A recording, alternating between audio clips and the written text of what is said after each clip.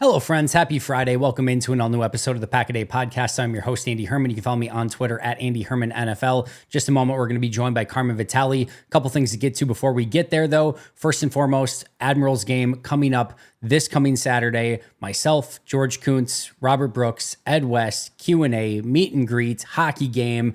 What more do you want? I'm going to be a human hockey puck. That's probably worth it in and of itself. So make sure to check that out. Link in the notes below. Also, shout out to Dutch Mafia for becoming a brand new Pack-A-Day Podcast YouTube member. Make sure to check out those memberships if you have not done so already. Extra Q&A, extra videos. It's all worth it. So make sure to do that when you have a chance. Also, like, subscribe, comment, 5-star reviews. Those always help the channel a ton. Let's get to our Packers injury report presented by Habish Rotier. Starting from a Packers side of things.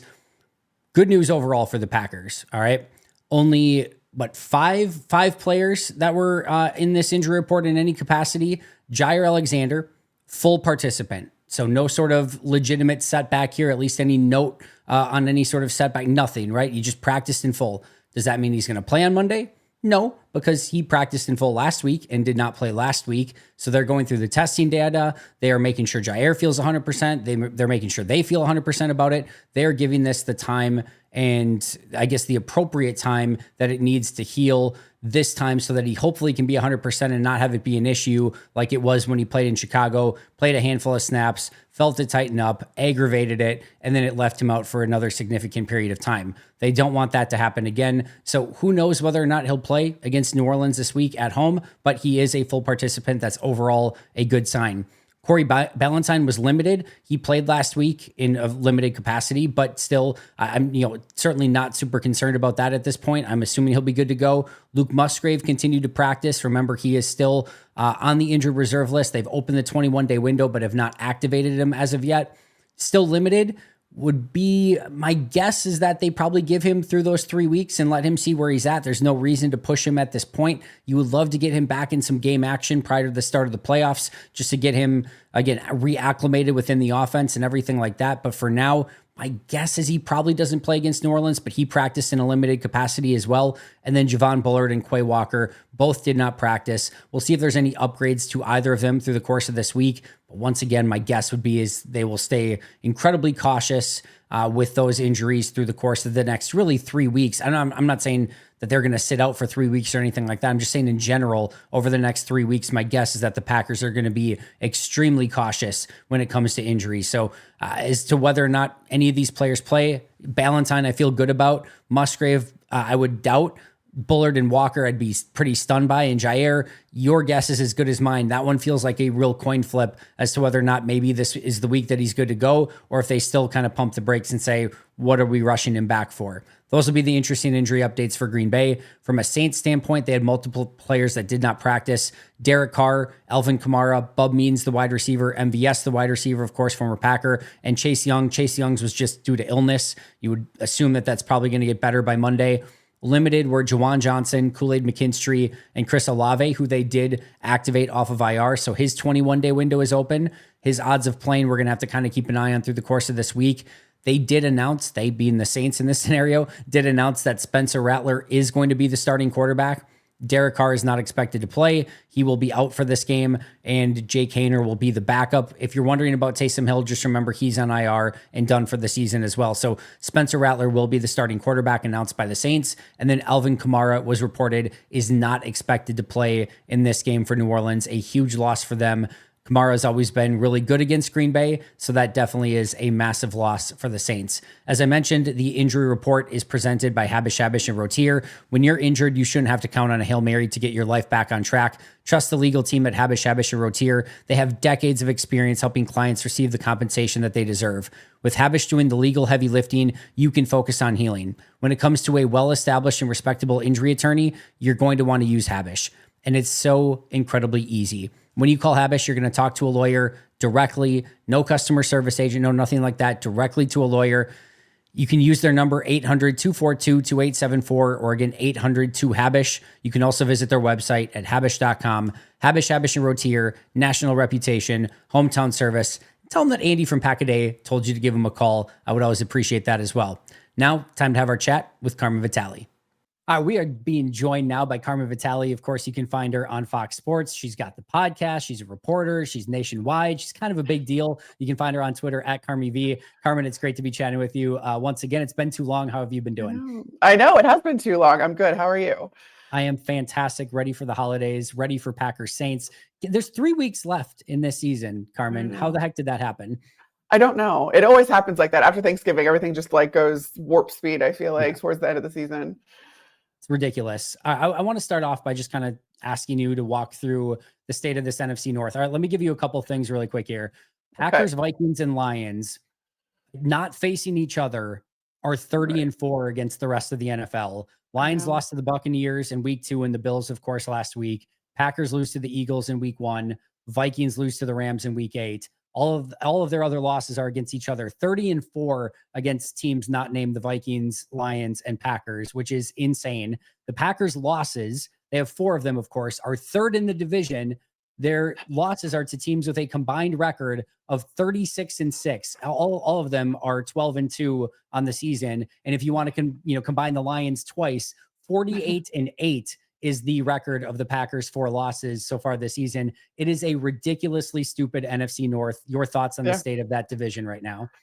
Yeah, I mean, this is kind of what I expected out of this division, and it's interesting too. I feel like this season in particular, just league wide, it's the story of the haves and the have-nots, like more than we've ever seen, because there's 9 teams that have 4 or less wins, and then but by contrast, there's 6 teams already that have double-digit wins, and so you're like, there's nothing in the middle. It's basically like you're either really, really bad or you're really, really good, and it just so happens that 3 of the really, really good teams are in the NFC North.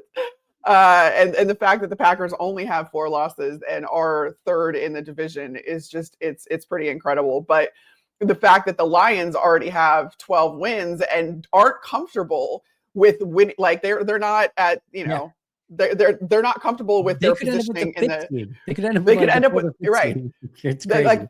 They can't, like, they're not necessarily, they're not running away with the division. The Vikings are right there too. The Lions own the tiebreaker, but just barely. So it's like, it's wild to think that 12 wins 16 weeks into the season or 15 weeks technically, isn't good enough to really secure you either the first seed in the conference or even the division at this point. It's incredible. And the poor Bears, because like they're surrounded by like the best coaches in the league, by the best teams in the league, and like it just exacerbates how bad they look, I feel like, because they're just like, by contrast, every other team in their division has it completely figured out almost. If they were in like the AFC South or something like that, or like a division like that, like they'd probably be fine. Like, I don't know that they'd be like great or good, or I don't think they'd be lighting the world on fire, but you're probably talking about like a 7-10 team, like maybe even like an 8-9 team in the right division. Like they walked into 6 losses in the division, basically. I know they're not done yet. They've got the Lions this week. They got the Packers at the end of the year, but that's probably 6 losses just handed to them right at the start of the season. And then obviously had a tough schedule outside of that as well. Yeah. Not ideal for Chicago. Are you all right, I'm very curious your thoughts on where you come out on this discussion. Okay. All right. Division winners get in the playoffs. We know that. Yeah. Are you good with the 3rd and 4th teams in the division winners getting the 3rd and 4th seed? Or should it be, right now, if you were kind of to reseed it, it would be Lions 1, Eagles 2, Vikings 3, Packers 4, and then Rams, Bucks, and then Commanders, whatever it ends up being. Like, should they reseed it based on a record, or are you good with the way that it is as of now? It's interesting because, I mean, this is the same debate that they're having in college football right now too, right? Where it's like the big time conference winners, how much do you put stock in that? And I feel like there's obviously a lot more parity in college. So I think that conversation is warranted in college. In the NFL, I mean, you need to kind of pick a lane. It's like, can any team beat any team any week? Or are we saying like, no, like we should put stock in the fact that they won a better division and their records and all of that kind of stuff.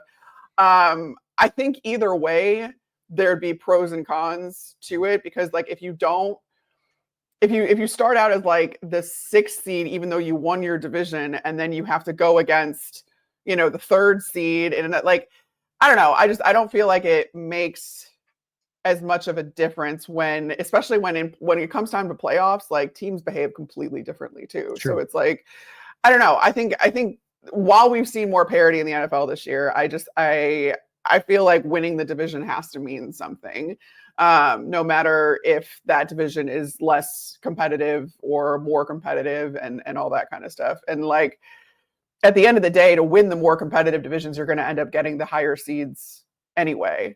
Of the top four seeds. So it's like because like it's going to take like I was just talking about, it's going to take 13, 14 wins to win the NFC North. So that's going to put you at the first or the second seed. Obviously if they lose, then you could end up in the fifth seed. But like if you finish with 14 wins, you're getting one of the top seeds in the conference. So I think it's fine. I guess is what a long-winded way of saying I think it's fine. Fair enough. I see. To me, like I'm fine if you win your division, you get in the playoffs. You punch your ticket, you get in. But to me, what's more impressive if you finished like with 2 or 3 losses, like Minnesota potentially will, and finish second in the NFC North in the division of death, or that you finished on top of the NFC West, or like the NFC South is probably a better example, right? If you switch like Green Bay and Tampa, or Minnesota and Tampa. Like, I don't think Tampa's sitting at where Green Bay or Minnesota is, whereas I think Minnesota or Green Bay just walk away with the NFC South like easily. Right. So I don't know. It's not a huge deal. It's not anything, we probably need to discuss more than that. But I do. And again, I'm not just saying this because Green Bay is in a disadvantageous situation. I do in general feel like there should be, I'm cool with you getting in. Like you win your division, punch your ticket. Yeah. That's awesome. But then maybe reset. But I don't know. Like you said, it's not going to really, they're going to crown a really good champion at the end of the day, no matter what, based on the scenarios that they have right now. And it's, again, you don't probably need to reinvent the wheel. And this is exactly what the NFL wants is, people talking about it. Maybe a drama is the worst team have to go on the road or stay at home against maybe a better team. Like, I don't know. It's all the NFL. It's what more could you possibly want?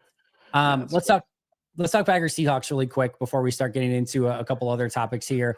Your takeaways from the Packers in this one and them going into Seattle, winning 30-13 and really having this game not really ever be close, especially in the second half. I was going to say, yeah, that was something that I really liked to see is that it was 4 quarters of really good football. And I feel like that's been something that the Packers have been showing since the bye week.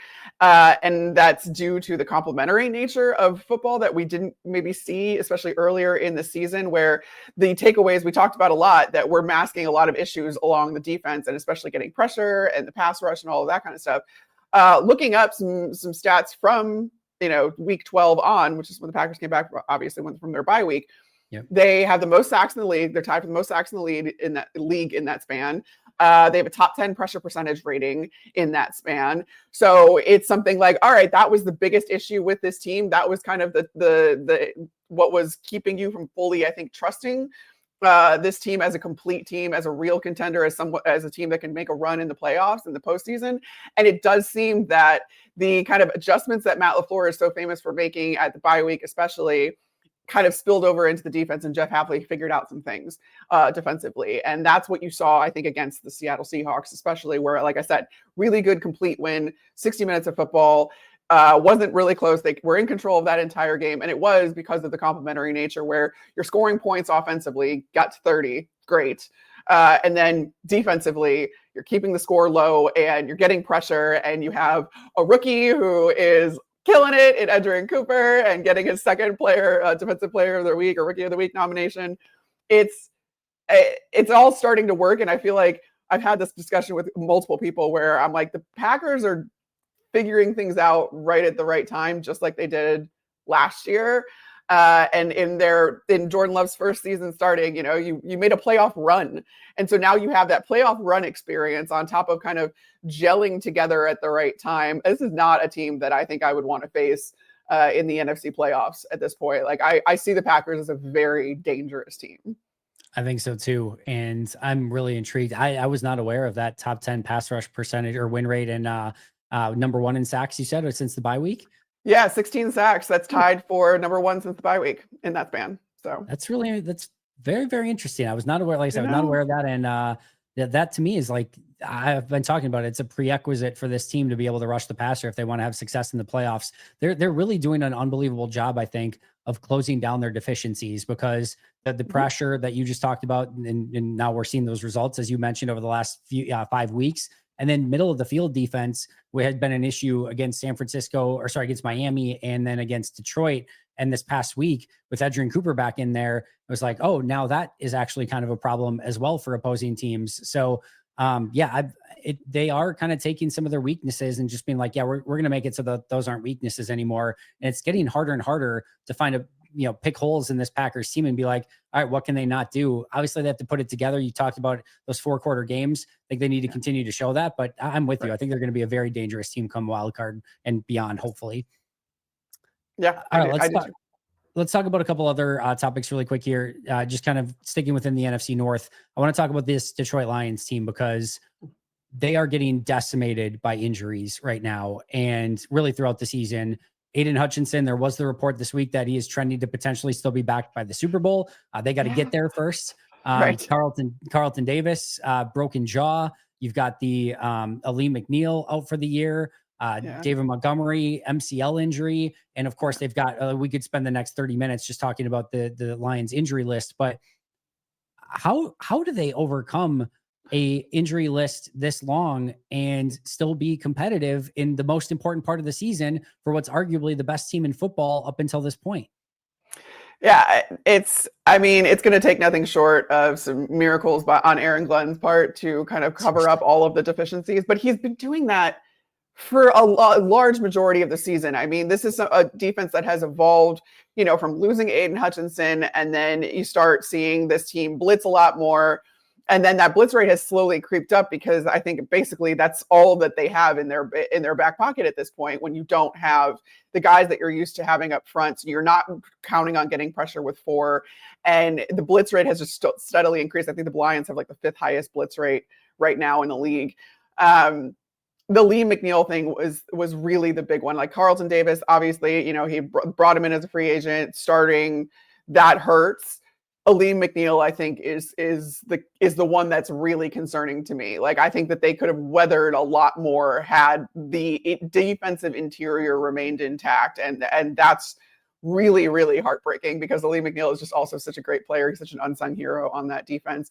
And if you don't get that push up front, especially when your linebacking core is so decimated, like that's kind of how they were counting on getting pressure, especially when they were blitzing linebackers. It's, well, we have Aleem McNeil in front of them. And not to mention what he can do in run defense, and just being very stout up front, taking up space, getting that push. That's going to be really hard to account for. And that's the kind of part where I am concerned for Aaron Glenn. But at the same time, you still have the best safety tandem in the league in Brian Branch and Kirby Joseph. They both like to hit people, which is a lot of fun. So you you just have to get really creative, I think, with your blitz packages. And that's something that Aaron Glenn is capable of doing. This is a guy that has come up under guys like Todd Bowles, who are known for their kind of exotic looks, their different defensive fronts, their crazy pressure packages. That's something that Aaron Glenn, he studied under Todd Bowles. Him and Todd Bowles are very, very good friends. So that's something that I'm looking to see from Detroit. How does this all kind of change everything when it comes to, like, how does Aleem McNeil's injury change everything defensively? Can they withstand that? Can the offense continue also to put up a significant amount of points? Because listen, defense wins championships, but just to get to the postseason, if you can score 30 points or more, there aren't a whole lot of teams that are going to be able to keep up with that. The David Montgomery injury sucks. There's no two ways about it, but you still have Jahmyr Gibbs. And you have Craig Reynolds, who can take some of the load off of Jahmyr Gibbs. I'm very interested to see how Ben Johnson kind of accounts for the David Montgomery loss. Do the splits then stop being as even as they've been between the pass and the run? Do you kind of lean more towards the pass because that's where your health is, that's where your strength is? Your offensive line is intact. You got Taylor Decker back. You have Jared Goff playing at some of the best football of his career. And you have Amon-Ra St. Brown, you have Sam Laporta, you have Jameson Williams, you have a resurgent Tim Patrick. Is that because that's the strength right now and that's where your health is? Do we now see this Lions team try to pass the ball a little bit more and rely a little bit less on the run? I still anticipate them using Jahmyr Gibbs. He's such a well-rounded back. He wasn't really used in that north-south way because David Montgomery was so good at that. Doesn't necessarily mean that Jahmyr Gibbs can't do that, especially behind this offensive line. So I'm going to be very interested to see kind of how they adjust down the stretch and if that kind of continues in the postseason as well, because if they're going to get there, it's just, I don't know. I feel so bad, man. They're so much fun to watch. And I still think that they're going to be fun to watch. I think everything that they have still on their team, it should be plenty. It's the defense, and it's that defensive front in particular that really worries me. I was doing some quick back of the napkin math while you were explaining that in great detail there. And I was looking at their defense in the last 2 games. They've allowed 79 points on defense, and it really could have been more than that. I think against Green Bay and against Buffalo, and they could have easily given up 50 against Buffalo this past game. So they gave up 79 points in 2 games. In their prior 6 games, they allowed 83 points. So 83 points in 6 games. What was almost 83 points in the last 2 games. Last 2, yeah. And so, I mean, it's just a night and day difference. I hate to say it because, again, I think from an NFL standpoint, taking the Packers hat off for a moment, you would love to turn the Madden sliders and the injuries to off and just have everyone go out and play their best. I think Detroit built the best roster, whether that would have amounted to a Super Bowl or not. You know, it doesn't always work that way. It doesn't always work on paper, but they were obviously playing tremendous football as well. Arguably the best coaching staff with Ben Johnson and Aaron Glenn, like you talked about, and Dan Campbell, what he's doing. Like they had everything going for them. I don't know that any team with that many injuries, especially on one side of the ball on defense, like I don't know if they can put up that many points in that what they're going to need to in 3 consecutive games. Like that's a lot to put on Jared Goff, and you have one bad game offensively, and that probably just does it. You're looking for a level of perfection offensively over 3 games. That's really, really hard, unless again Aaron Glenn can pull a rabbit out of its hat and figure out something to make this defense really work, which I'm not necessarily putting past him. But to me, they go from the unquestioned Super Bowl favorites to I don't know that they're like top 3 or 4 on my list anymore, and it's just due to injuries, which sucks for them. Yeah, and I mean, like getting to the playoffs shouldn't be honestly too hard. I think that's the other thing to remember too, is like they have Chicago this week. They have the Niners team, a Niners team that could be completely out of it by the time they play them next week, and then they have Minnesota. And depending on what happens in these next couple of games, that is going to be the interesting one. Because you can kind of like they own the tiebreaker of Minnesota right now, but Minnesota wins that game and you're like, okay, that gets rid of that tiebreaker. So then like if they both have the same record at that point, it's going to be very, very interesting. And that week 18 game, that's why like it's incredible that the NFC North is as good as it is and that the Lions are not running away with this division, already amassing 12 wins. Like I think they just have to be like, man, any other year, like we would be fine and it wouldn't matter down the stretch and we could rest guys. And like, I mean, they had the division locked up last year, what, week 15?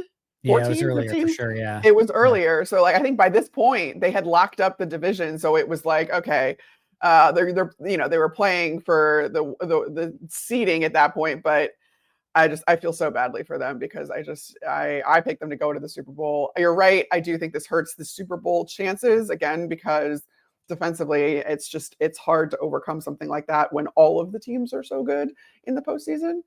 But getting there, I think they'll be fine. Yeah, I totally agree with that. But there's a huge difference if they get the 1 seed, 2 seed, or right. If they get that bye week, I think like that's the thing is you're playing for that bye week because they know how beneficial that could be.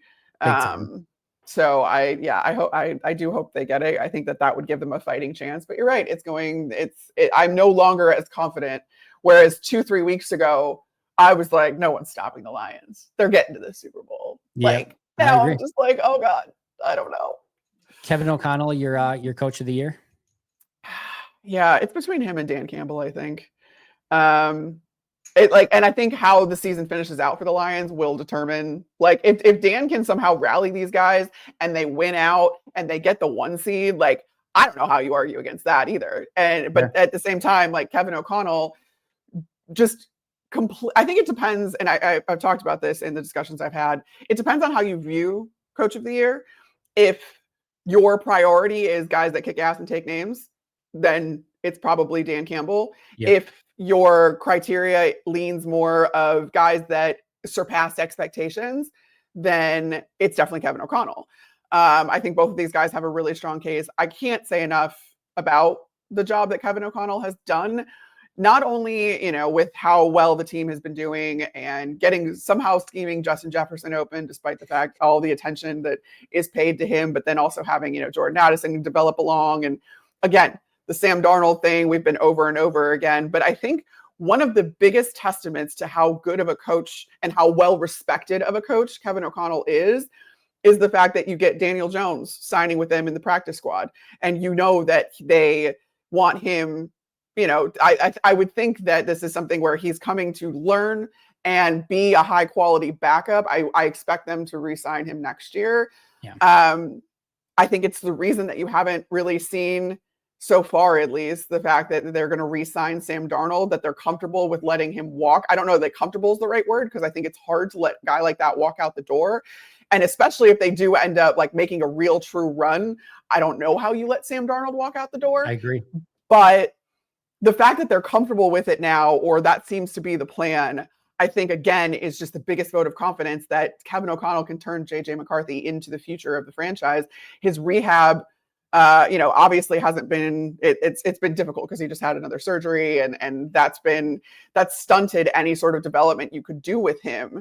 Yeah. So now hopefully you have this off season to develop him, which is why you go out and you try to sign a high quality backup like Daniel Jones, because you don't necessarily know how this is all going to go. But the fact that they're banking on Kevin O'Connell in the future being able to make JJ McCarthy into the future of their franchise, like, how do you argue with that when it comes to these coach of the year conversations, when that organization has such like tremendous faith in him, and rightfully and justifiably so?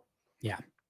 I think that decision is going to be the most interesting situation of the entire offseason, is what happens with Sam Darnold. I'm with you. I think I've talked to people on the Viking side of things. I've talked to Joseph Skato, who's like adamant that they can't go with Sam Darnold, that they got to go with JJ McCarthy. And I think that's the direction it's going to go in. But I'm very intrigued. Like you said, if they like win a Super Bowl, which from a Packers standpoint, knock on wood, they don't. But if they do, like, I don't know how you just are like, yep, all right, thank you for that. But, first Super Bowl in the history of the franchise, but see you later. We're going to go with the rookie, or, second year guy at that point. But very, very interested in what happens there. And to me, it's Kevin O'Connell. I do wish Matt LaFleur was a little bit more in the conversation. I'm not talking top two conversation here. Like, I get it. He's not going to win it. I'm cool with that. But like, I'll see like odds of like the top 5 guys that could win it. And Matt LaFleur's I've been saying that the whole time, where I'm like, why is Matt LaFleur not even mentioned? Like, I talked about that very extensively and wrote an article about kind of the coach of the year candidates that we felt had the best cases. And I put Matt LaFleur in there. I'm like, I'm not saying this guy should win,